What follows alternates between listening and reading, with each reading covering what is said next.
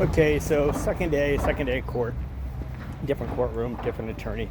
Yesterday I talked about on my blog about what we're going to get with a $500 attorney. Today we're definitely upgrading that. However, the stakes kind of go up. So what's going on is I'm actually being brought in front of Fair Housing Commission for fair housing violation.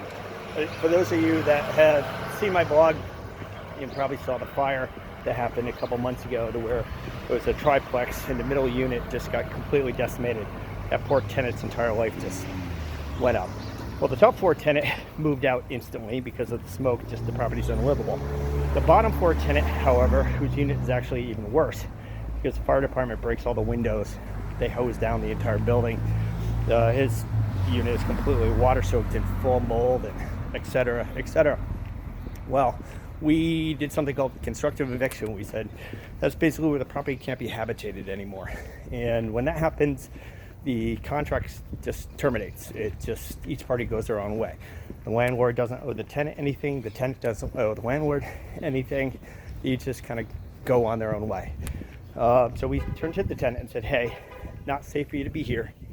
Property can't be habitated.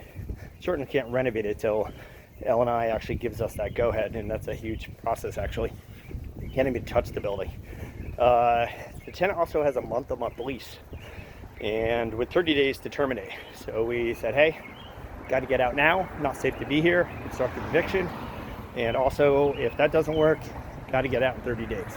We need to get this property back so we can basically gut it. We need to rip out the walls, we need to rip out the ceilings, so on and so forth. Well, this tenant's an angry kind of little dude. He's a little short, kind of chunky, 40-year-old guy. Collects toys all over his apartment, weapons, so on and so forth. He's just kind of an angry little guy.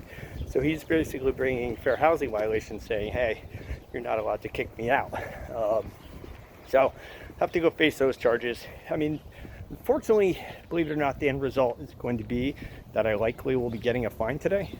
And as a real estate broker, that's not something I'm looking for. It's probably going to be a $350 fine. But, we take fair housing pretty seriously. It's not something that I view kind of casually.